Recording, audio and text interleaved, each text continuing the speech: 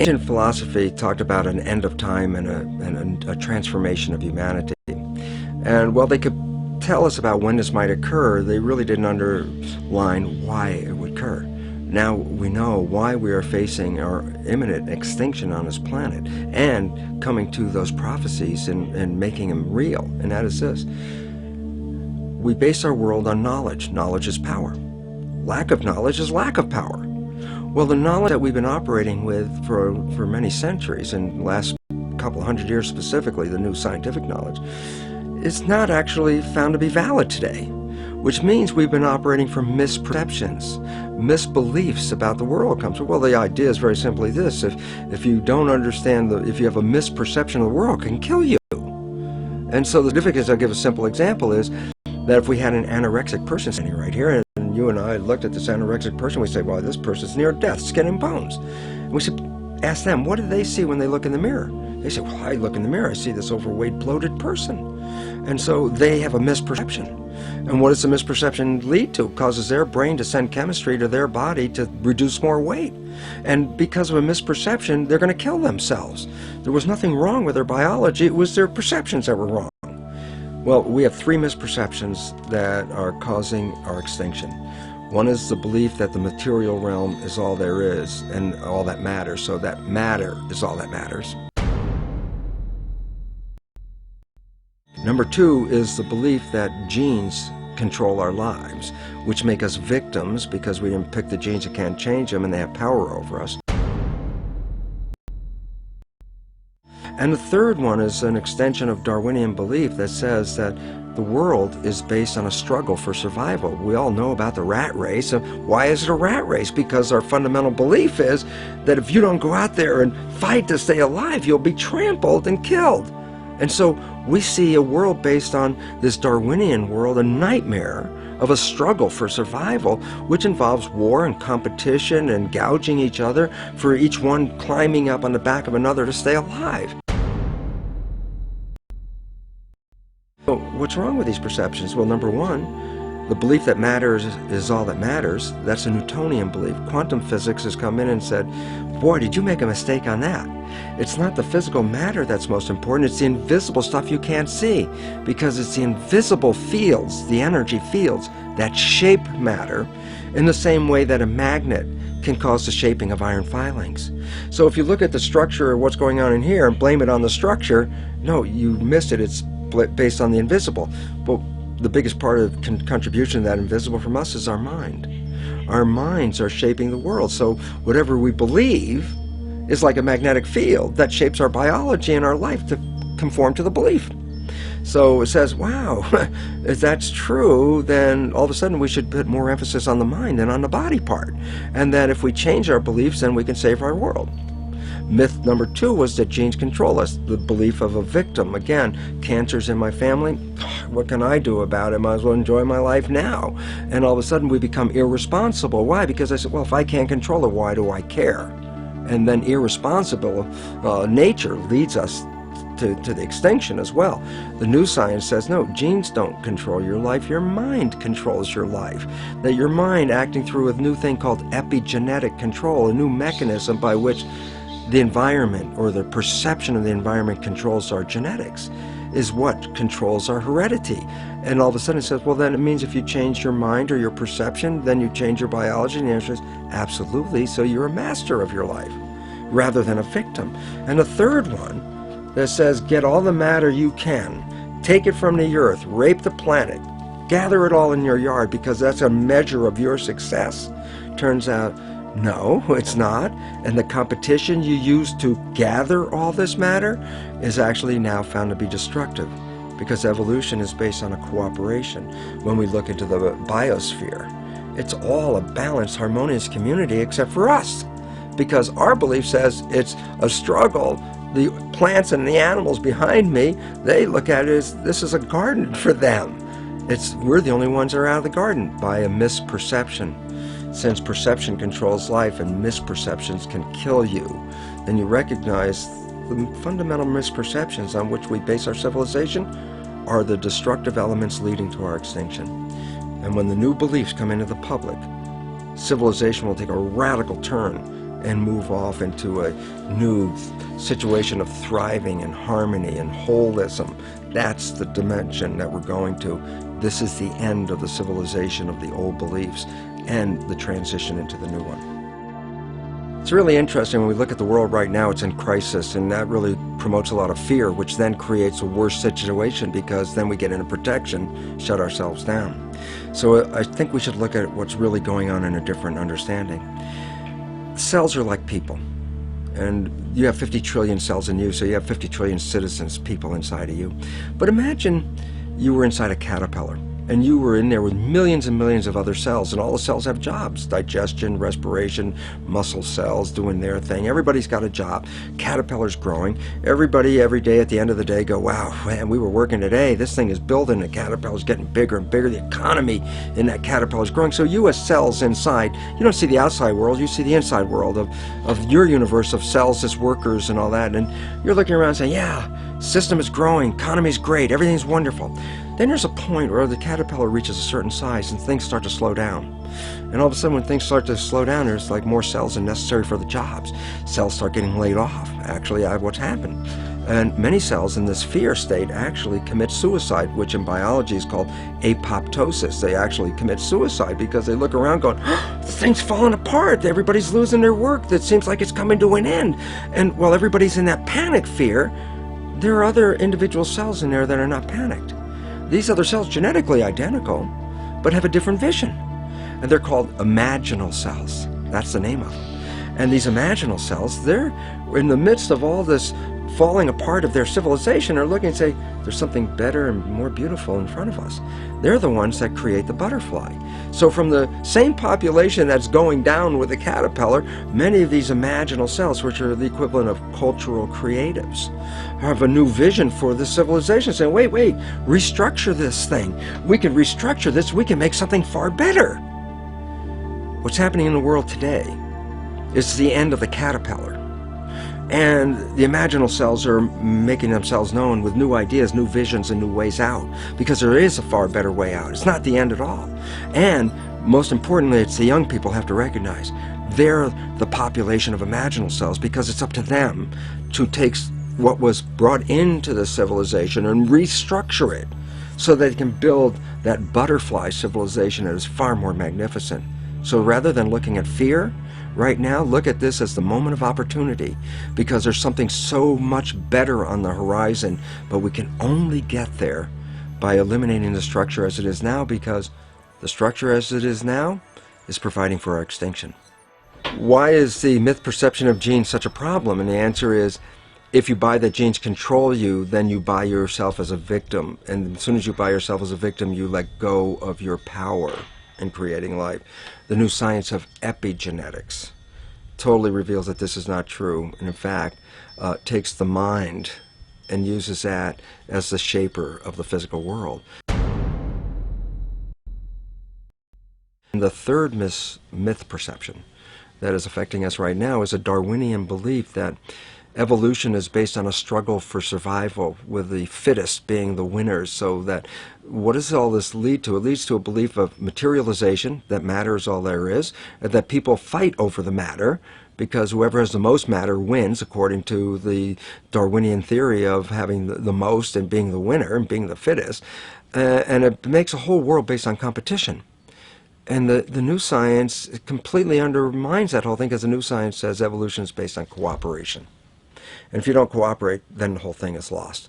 What we're seeing right now is, with all the competition of each other destroying each other, wars, competing for material existence, raping the planet and tearing it apart to get some piece of it to hold in your hands and say you won the game.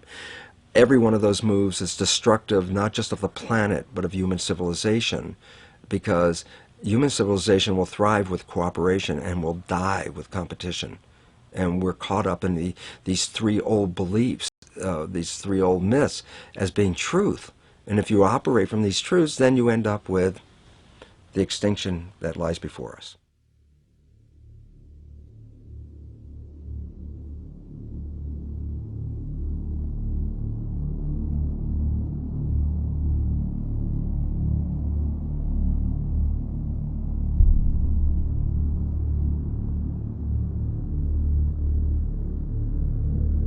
Nice to see you, Michael. Good to be here, Gary. This, I believe, calls into question Darwinian's theory of evolution. Is that correct? Yes, Gary. Essentially, that theory says that human beings like us have been around for about 100,000 years. And before that, you would have had only ape-man-like creatures. Before that, apes and monkeys.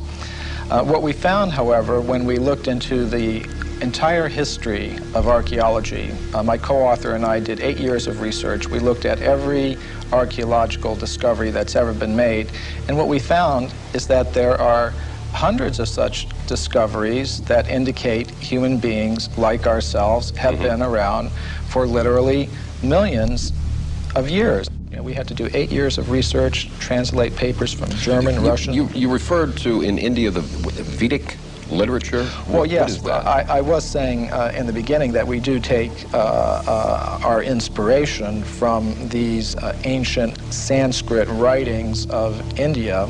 They're collectively called the Vedas. Among them are the Puranas. Purana is a Sanskrit word. It means history.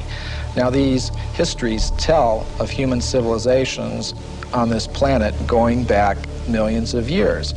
How do we know those are accurate? Well, that was our question too. Richard Thompson and I, we thought, well, if there's any accuracy to those statements, there must be some factual evidence to back them up. Now, when we looked in the current textbooks, of course, we didn't find any such evidence, but we thought, well, let's look a little bit further. And as I said, that led to an 8-year research program where we investigated every archaeological discovery ever made. And what we found is that, practically speaking, archaeologists and anthropologists have buried almost as much evidence as they've dug up. In other words... Or perhaps overlooked, cast aside? Well, yes, cast aside. And there have been some outright cases of suppression where people who have reported such things have had their careers ruined. We should never, I don't think, be afraid to investigate opposing points of view. This human person who looked like us, existed millions of years ago, did not evolve from an ape, as we are led to believe in the Darwin theory. Why has this evidence been suppressed, and what kind of evidence have you found to support this? Well, I'll give you a very good example. Now, one example from historical times is during the California gold rush days, miners were digging tunnels thousands of feet into the sides of mountains.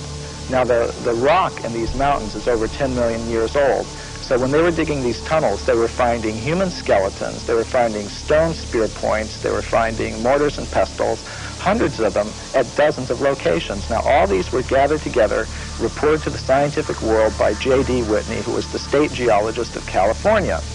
And he published a massive book about them by Harvard University. Harvard University was the publisher. Now, what happened to these artifacts? Why aren't they on display in museums? Why aren't our children taught about them in schools? There was a very powerful anthropologist at the Smithsonian Institution named William H. Holmes. And he said to Whitney, "You, Dr. Whitney, if you had understood the theory of human evolution as we understand it today, you would have hesitated to announce your conclusion, namely that human beings existed millions of years ago, despite the imposing array of facts with which you were confronted." In other words, simply because the facts didn't fit the theory, the facts had to go, and so did Professor Whitney. But back then I would imagine that they did not have the scientific procedures to identify the exact age of bones and matter that we have today. So can you be confident that this researcher was able to give a time for these bones that were found? Yes, we checked with the modern geologists about the age of the deposits. Now, these things continue to be discovered today, for example. And a vast amount of evidence showing that human beings like ourselves have been around for millions of years has been systematically suppressed. And I can give you some examples. For example, in 1979, Mary Leakey, who's one of the most famous archaeologists of this century, discovered in Africa completely modern human footprints, no different from the footprints that you or I would make on a beach today. Now, the thing about these footprints is they were found in rock that was dated 3.6 million years old. And that throws out completely any idea of human origins that's current today.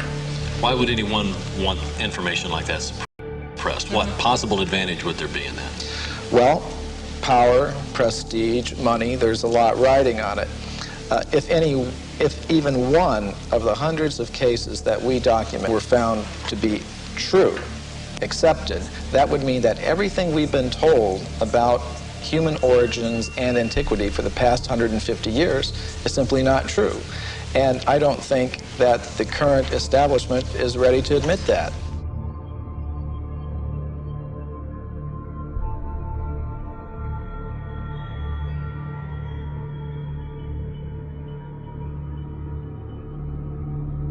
I think that scientists find it harder in some ways than many other people, you see, and some other people, because there's still a strong commitment, even perhaps partly unconscious, to the old atomistic worldview.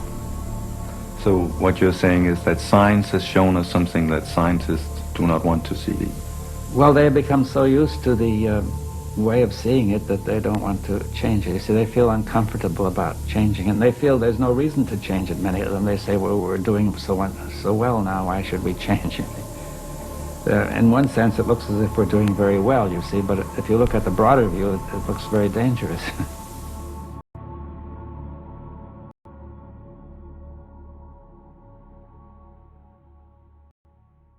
In the 1940s, there was a scientific magazine called The Geologist, and it reported that in Macoupin County, Illinois, which is right here in North America, in the United States, a human skeleton, just like ours, had been uncovered in a coal mine, in solid coal 90 feet deep underneath the ground. Now, Richard Thompson and I were able to discover from the reports exactly where that occurred. And we talked to the Geological Survey of the state of Illinois, and we asked them, well, how old is the coal there? And it turned out it was 300 million years old, which means it's older than the Jurassic, that word that everybody knows now, that refers to the dinosaurs. In other words, it was older than the age of the dinosaurs. Wow. Okay, so that throws a whole new spin on it. Yes, indeed it does. And some of the scientists who have read the book have obviously recognized that. For example, William Howells, who is one of the big anthropologists of this century, one of the architects of the current paradigm, he said, well, if what you say here is true, it more or less throws a monkey wrench into our whole picture of how life originated on this planet. And I think it does. Something you alluded to a few moments ago I want to bring up again. You talked about man coexisting with apes and coexisting with another kind of ape-man creature, and you again mentioned North America, and I think, of course, there's always been a lot of interest in Bigfoot, which is essentially where this is coming from. Some of the information that you brought forward is that this is just a descendant of this same wild man creature that was existing years ago. That's a distinct possibility. Now, when I first heard about this subject, I was extremely skeptical, but what turned me around is when I began to read reports about these creatures by very well-respected anthropologists. For example, Grover S. Krantz, who's at the University of Washington, up in the Northwest, he has extensively studied the footprints of these creatures, and he says they're biologically convincing.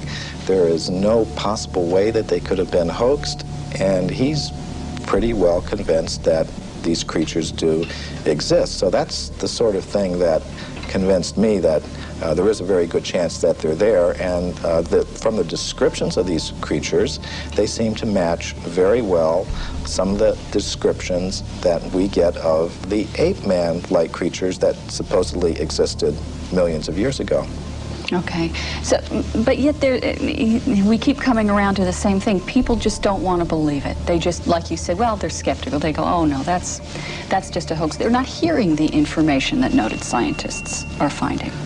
Well, all we really wanted to do in our book is put the facts on the table, all of them, not just the facts that you will see in the current textbooks, but all of the facts that are relevant to this whole subject, and let people draw their own conclusions. One of the questions I first came up with when I was reading the book that you did answer in the book that I'd like you to explain was that I said, well, gee, don't we have all these machines now that can look at the footprints or the bones or whatever, and that will just tell us how old it is? Oh, this is a very common perception. We have such faith in technology and those who employ it that when we hear about things like carbon-14 testing or potassium-argon testing, we think it really is a very simple process, almost like you pop something in the microwave and boom, it comes out. It's not like that at all. These are very complicated procedures. What I found in practice is that scientists may run several tests on the same piece of bone. Some of the ages will be very great, some very small, and they will tend to pick the date to publish in their scientific literature that most fits the idea that they start out with about how old the fossil should be. Now that often happens.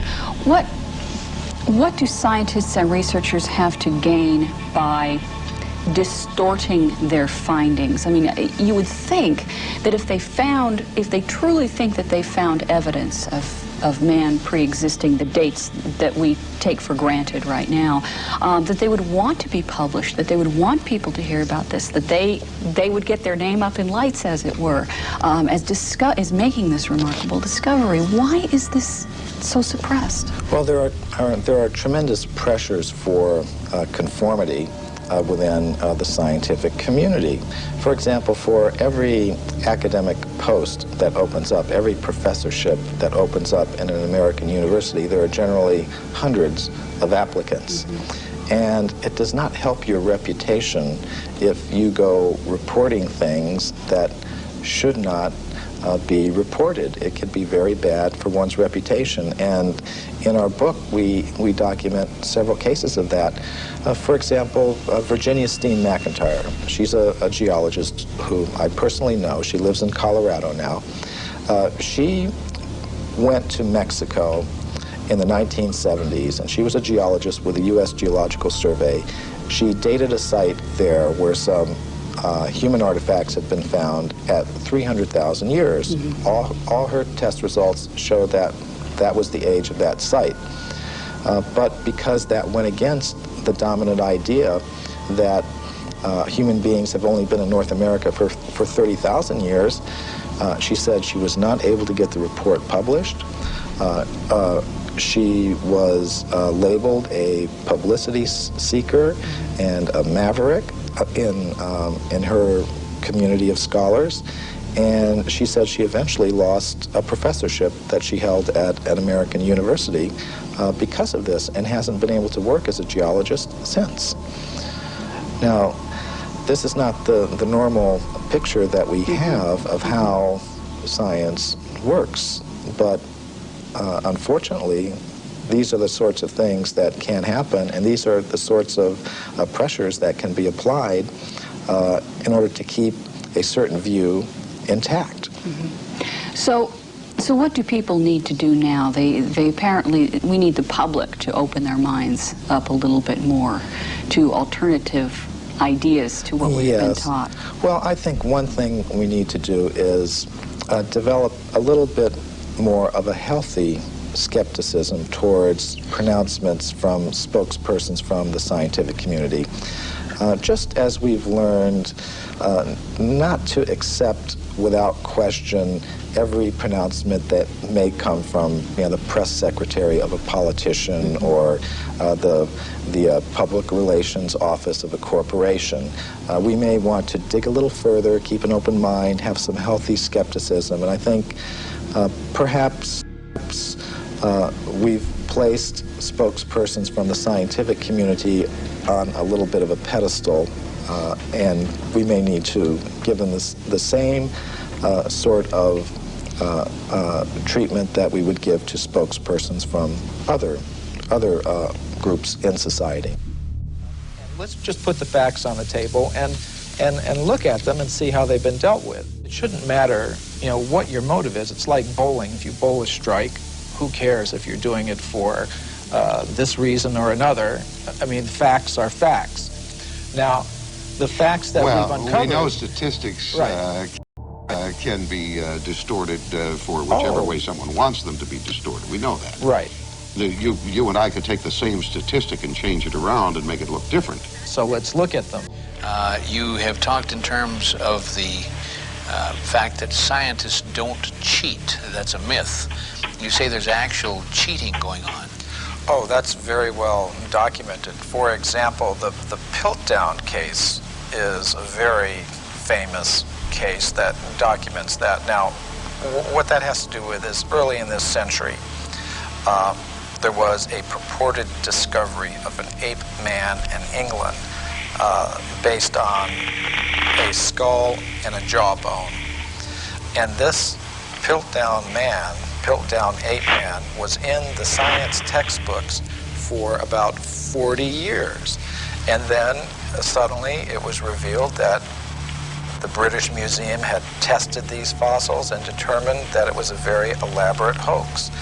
And many people have speculated about the identity of the person who was the hoaxer, and practically all of them center on different scientists in England, such as Sir Grafton Elliott Smith or Sir Arthur Smith Woodward, all very well-established scientists in England, because only somebody who knew the scientific method very well could have prepared these fossils in such a way that they would have fooled the scientific community all around the world for 40 or 50 years.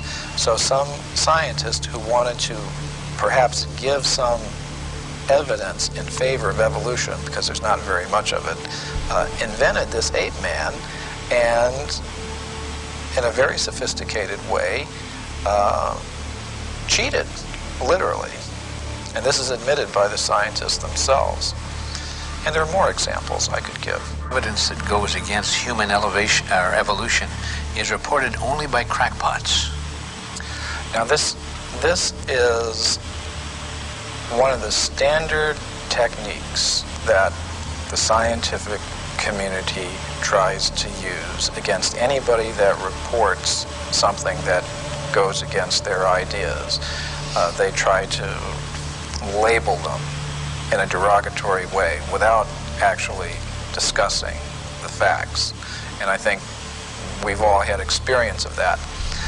But the real facts is that actual scientists have, over the past 150 years, reported many astounding facts that go against the theory of evolution.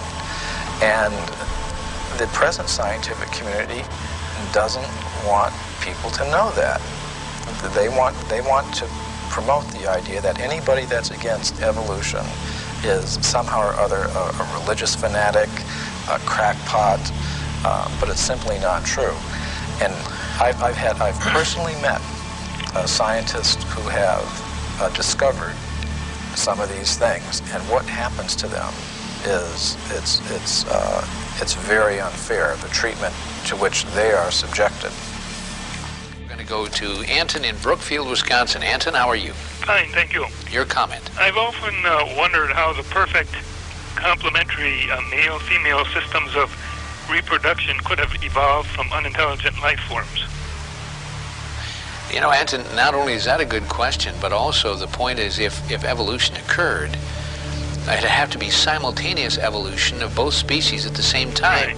Because if it took 1 million years for the female to evolve, it would have kind of messed up the whole procreation thing, wouldn't it? Right. That's my question. A good question. Stay right there. Michael Cremo, your response. Well, I would like to put together a book called Darwin's Fairy Tales. And I think that would be one of them. You can just look at so many examples of complex structures and behaviors in different creatures, whether it's how the spider learned to spin its web, or how our human reproduction system came about, or any of these things. They're a complete mystery. They're not explained even theoretically by the evolutionist, and what they do is, when they want to explain anything, they just wave their magic wand and said, it happened by evolution. And that's why I call it Darwin's Fairy Tales. If you were to predict what archaeologists might find, you would say, well, they would tend to find a very bewildering mixture of anatomically modern human fossils, ape-man-like fossils, crude stone tools, articles indicative of a higher level of culture, all sort of mixed up and going back, hundreds of millions of years. Mm-hmm. I think you might also predict that given the biases of investigators towards a linear progressive idea of time, with things beginning in a very simple state and progressing in a linear fashion to a more advanced state, that they might edit that record to conform to their linear progressive biases. And indeed, both predictions we found in our investigations do come true. You actually do have that very bewildering, mixture of advanced artifacts and bones mixed up with more primitive ones, going back hundreds of millions of years. And you also do find a very systematic editing of this record to conform to a linear, progressive, you might call it evolutionary view of things, which is quite amazing. Of course, if we have this sort of cyclical picture, circular picture of things, much of conventional science will need to be readjusted. There's still a strong commitment, even perhaps partly unconscious, to the old atomistic worldview. So what you're saying is that science has shown us something that scientists do not want to see. Well, they have become so used to the way of seeing it that they don't want to change it. You see, they feel uncomfortable about changing it, and they feel there's no reason to change it. Many of them, they say, well, we're doing so well now, why should we change it? In one sense, it looks as if we're doing very well, you see, but if you look at the broader view, it looks very dangerous. Many people are talking about this new worldview that's coming up these years. Do you see a new worldview coming up in the Western world? Well, in a certain part of the Western world, yes. I think a worldview in which there's more focus on wholeness, on process, rather than on analysis into parts and more static constituents. But does that come up because we want it, or because we are forced to take on it? Well, probably both. I mean, that is, I think a certain fraction of the people want it. Perhaps they're tired of the old one, they don't feel it's working. And also there's some evidence for it, I think, especially in physics, and probably in other sciences as well. The evidence in physics comes partly from relativity and partly from quantum theory. perhaps more from quantum theory than relativity. Again, all of these you see combine to the notion that the universe is a kind of indivisible whole rather than analyzed into constituent elements which interact as separately existent. So the classical level, Newtonian level, is explained by quantum mechanics as a limiting case, you see, of a more, so that you have a whole, but the whole determines itself to behave somewhat like independent parts in many cases.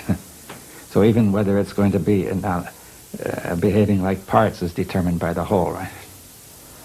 But what we can see is the parts rather than the whole. Well, we see, in physics, we see the parts because that's the way we approached them the last few centuries. I don't know if, you see, I think our perception is influenced by our way of thinking so that we accept this mechanical way of looking at things. But if you went back 1,000 or 2,000 years, I don't think people actually saw the parts as primary. The way we see it depends on the way we think, you see.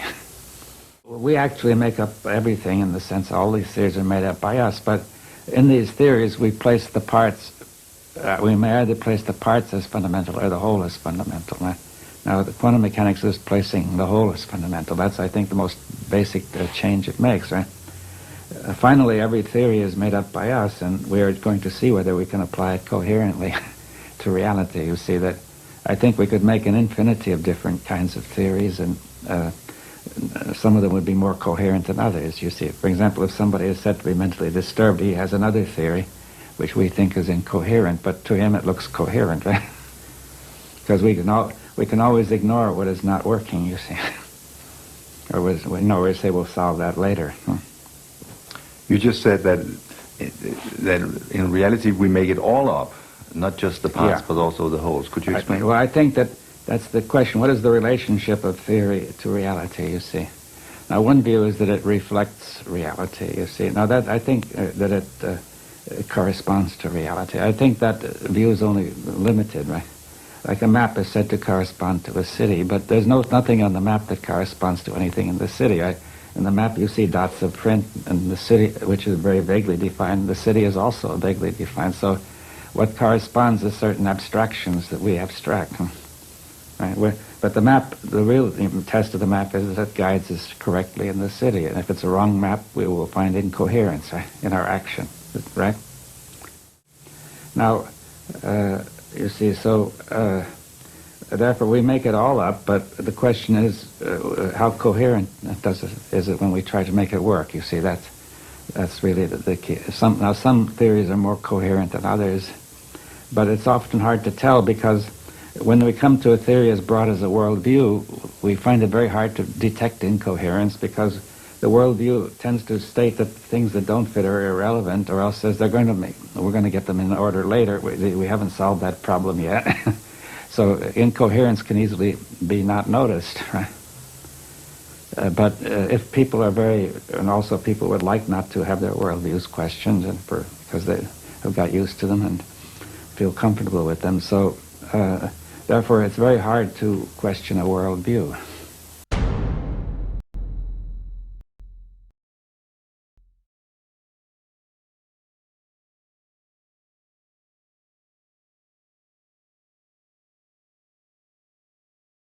That's what you are doing. Yeah.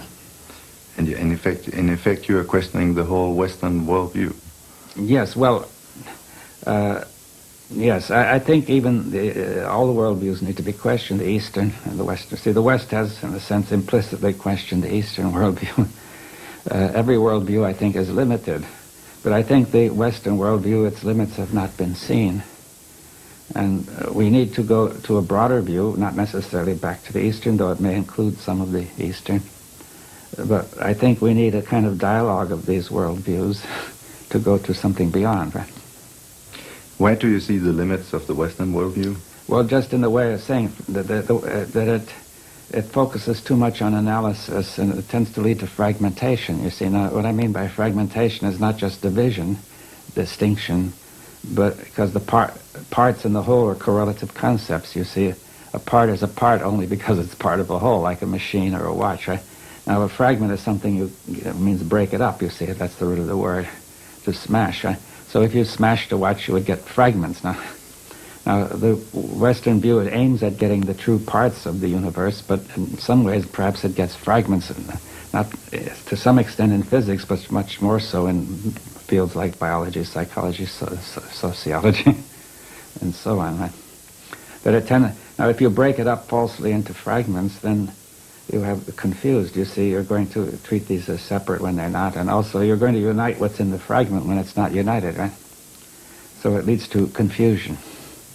So in the West, you tend to confuse the part for the whole and vice versa? Yeah, you get confused about the part and the whole because you take a fragment as an independent whole. But if you take the true whole that includes everything, it would also include you and include your perception of the whole. Yes. So could you ever tell me your way of perceiving the whole to anyone else? Well, we can have a dialogue and begin to exchange, you see. In other words, I can't tell you unless we're talking together. You see, we have to exchange our views on that, right? And perhaps now, and then there comes the problem that people are ready to listen to somebody else's worldview, you see, seriously, without resistance, without opposition. But I think the observer is an intrinsic part of the whole. That's what quantum mechanics is teaching us too in physics, right? That the observing instrument is just as much part of the whole, and therefore, because of the possibility of these non-local interactions in quantum mechanics, when an observation is made, the two systems are not really distinct, you see. Therefore, they participate in each other, and you cannot therefore get an unambiguous meaning to the measurement, right? The same happens between human beings. You see that if somebody tries to measure somebody else, talk to him, there's a mutual change which makes it impossible to get an unambiguous attribution of qualities. It's not possible to say what David Bohm would have said in another interview. No. Tomorrow at the same time. No, because we're participating together, so what I am is affected by what you're doing and what you are, and vice versa, right? That's exactly the sort of thing that happens in quantum mechanical observations. Okay, if I say then that when I think about the whole and the part, I end up understanding that if you understand the whole, you're not able to tell it to anyone else because then you step out of the whole and become a part. Well, I think there's a kind of communication. See, this is the point about having a different worldview. There is a kind of communication that does not begin by denying wholeness, you see. You see, if we say, here am I and here are you, and then we have already divided it, right? But perhaps we could communicate in the spirit of the whole without assuming that division, right? See, we're not trying to tell, that means I'm not trying to tell you what I think, you not trying to tell me, but rather together we are trying to discover how we're going to think together. Do you see the difference?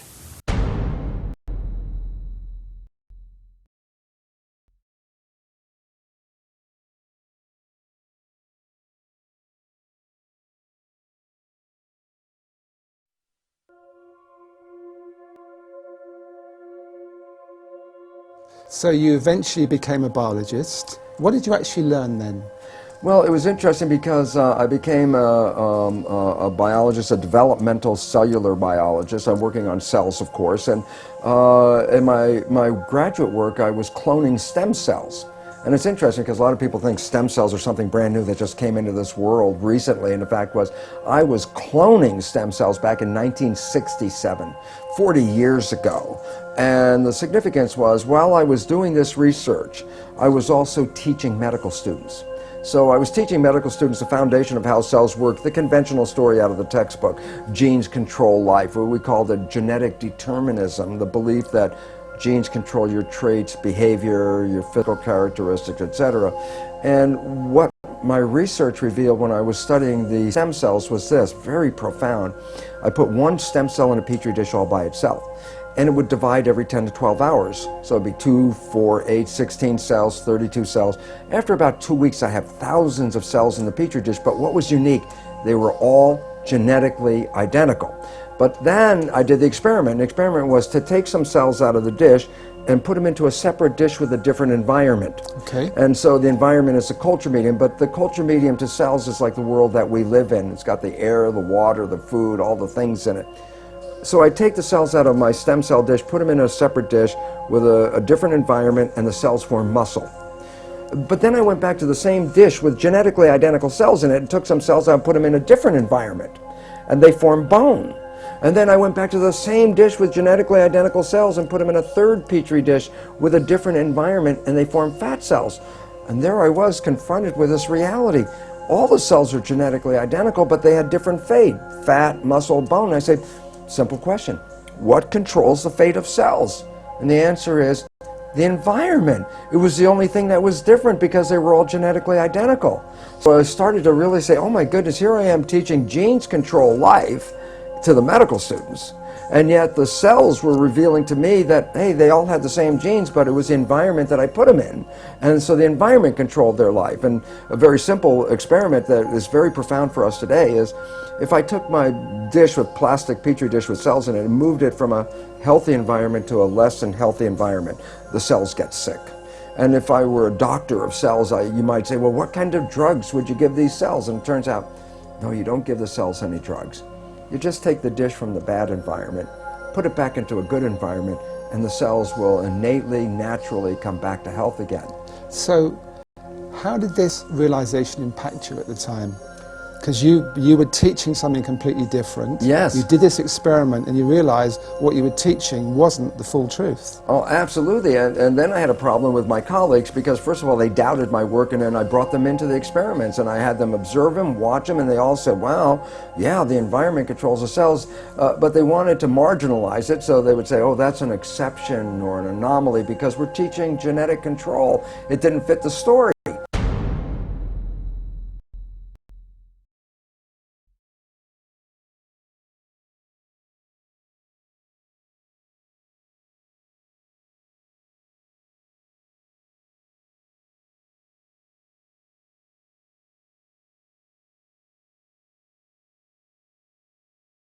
What me to do was, I had tenure at the university.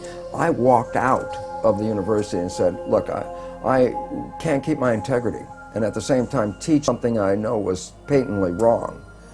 So I walked out because I saw that teaching the belief that genes control life was very, very incorrect. And it's very interesting because I did that in 1970. Now that's like 40 years ago, and guess what?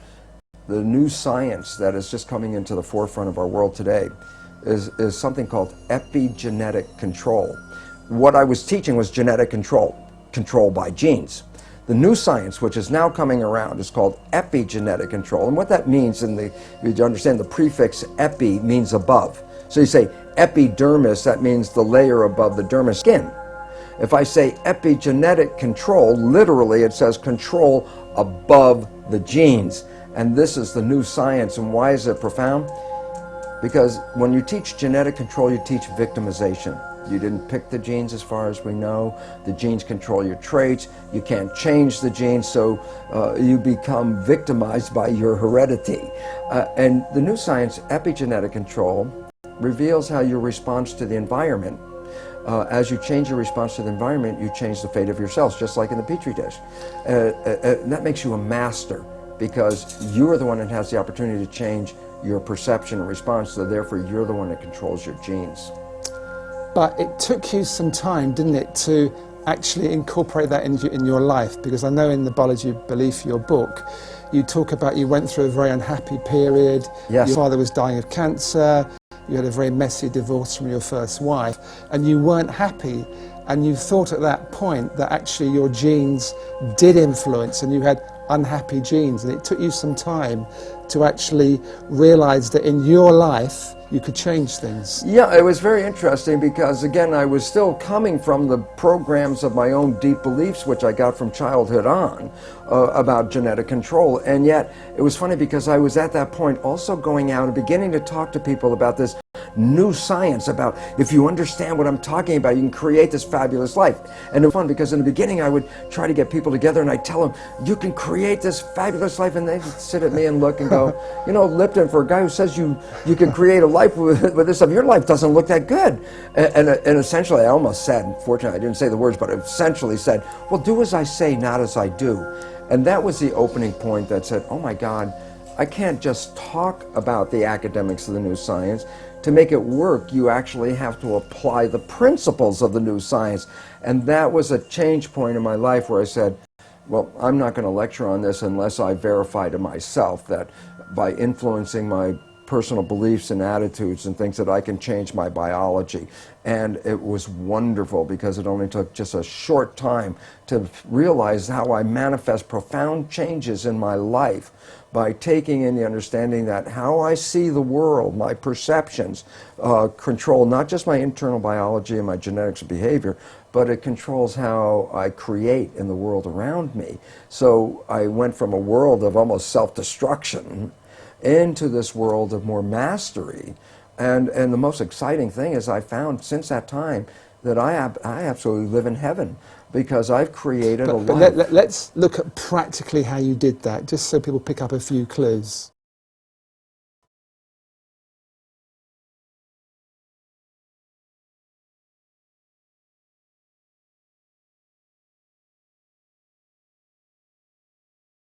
Okay, it says, the work showed that your mind's perception of the world changes your biology, the chemistry of your body, which changes your cells. And I said, okay, so if you control how your mind operates, then you can control your chemistry. But then here's where the problem comes from. There's two parts to the mind.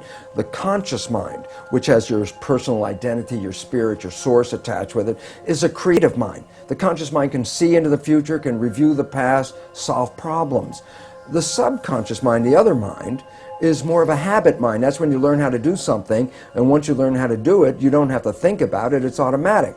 Well, most of us walk around in the world thinking that we're running our lives with our creative mind. And I'd say, Emmett, what do you want out of your life? And you would say, oh, I want to be healthy, I want to have great relationships, and then you try to say, I'm running my life with these beliefs. But science has now revealed that we only run our lives with our conscious mind at most about 5% of the time. So we're running on the subconscious programs. 95% of the time. Okay. And then the issue is, well, where'd you get the fundamental programs that you operate from? And here's the thing I learned is that it's in the first 6 years of our lives that the brain is in a functional state, an EEG state, the electrical activity, that is not even in consciousness. A child doesn't even reach conscious brain function until about 6. So the first 6 years of your life, your brain function is lower frequency, it's called theta, which is like a hypnagogic trance, a hypnosis. So the first 6 years of your life, you're like a television camera, recording everything around you, everything you observe, just going in from your observations into your programming. So we acquire beliefs and attitudes and behaviors not from ourselves, but from our parents and our family and our community. These become the fundamental beliefs. A very interesting point. The Jesuits were very proud. They would say, give me a child until it's 6 or 7 and it will belong to the church for the rest of its life. What they were saying was what they knew, which science is now finding out.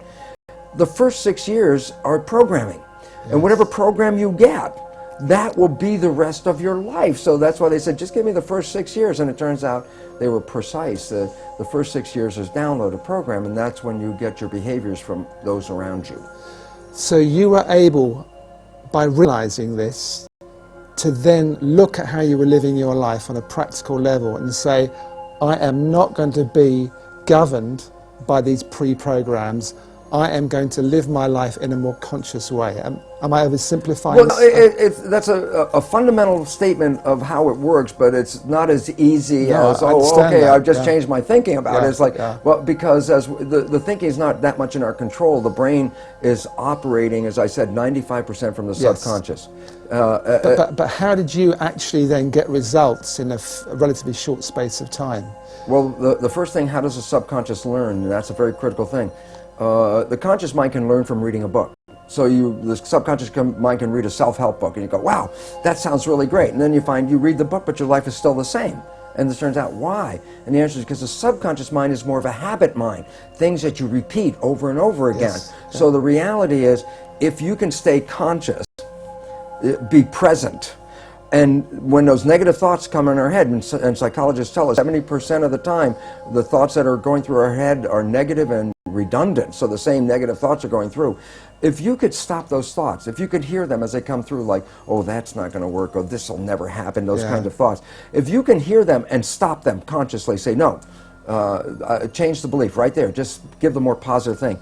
As you repeat this more frequently and you keep repeating it, the subconscious mind begins to learn. So as a habit, if you stay conscious and you have to work at it, and here's why people say, well, how come only 5% from conscious mind, 95% from subconscious?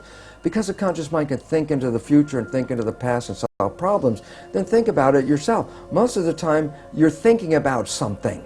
Well, if you're thinking, you're using the conscious mind. Well, if you're using the conscious mind for thinking, then who's running the show? And the answer is, when you're not paying attention and you're thinking about what I'm going to do tomorrow, your subconscious is running the show. So you used the words be present. Be present. Which be mindful. We hear a lot. So be mindful, which really means be aware of what's going on. So you get an automatic reaction. You're aware of that, and you say, I don't want to go there. That's an old pattern. And you look at a new way to be in that situation. Exactly. And you have to repeat it over and over again, because if you think, well, I got mad at myself yesterday because I repeated that same stupid thing, and I got mad again today because I repeated the same stupid thing, and then people give up because they get frustrated. And it's like, no, it's a habit. So you have to every day, but ultimately you can repeat it. Yet there are, fortunately now, very many new healing modalities that can help you rewrite the subconscious beliefs much faster. So I get very excited because some of this may take work for people, because you have to really be present, and yet we're so bombarded with information and our lives are so busy that our conscious mind is almost always wandering, trying to resolve issues and problems and things we have to work out, which then means the subconscious mind is running the show. And it's very interesting, because most people will be very familiar with this story. I tell it to my audiences and they all laugh because they're familiar with it. And I say, look, you have a very close friend. You know your friend's behavior. And you happen to know your friend's parent. And at some point you see that your friend shares the same behavior as their parent. So you casually volunteer, you go, you know, Bill, you're just like your dad. And that's when you have to back away from Bill, because Bill's the first guy that says, how can you compare me to my dad? And everyone laughs because they're familiar, but I say, no, there's two very profound points from that one story. And profound point number one, everybody else can see that Bill behaves like his dad. He got his programming from his dad. It's only Bill who doesn't see it. And profound point number two, we're all Bill, because all of us got programming, and all of us operate with these programs, and we don't even see we're doing it, that we, even when told we're doing it, will deny that we do these behaviors because we don't even see when we're doing it. That's why it's called subconscious, below conscious. Because you went from, and I'm quoting from your book, wanting to be anyone but me, to being, I think you quote yourself as the happiest man in the world. You felt so happy. Oh my gosh. So you proved that this can work. Well, I had to, because I said when I first started talking about it, it was from an academic, conscious point of view. This is what I learned, but my subconscious programs were still exactly the same. So while I had this wonderful knowledge, my life still wasn't anything I wanted to brag about it, because it wasn't. And as you know, that old game, well, who would you like to be? And I could think of anybody I'd rather be than me. And yet, when I started to apply the new science and rewrite the subconscious so it supported me rather than the programs of limitation or disempowerment that we get from our parents and our community as children, which almost all of us get, when I put in the new programs, all of a sudden I started to find, my goodness, my life completely turned around. All wonderful things started happening in my life. I was healthier. I haven't been to a doctor in 20 years. I don't need that. I don't take any of their drugs. Why? Because most of the illness is just from the stress of not living in harmony. And when you learn to get rid of the limiting programs that we got as children and put in programs that support you, guess what? Then all of a sudden the place turns into heaven. And it's interesting, I tell people, well, you create your own life, and then they look around and go, I don't want responsibility for this, but I say, well, you didn't know you were creating with these unconscious beliefs.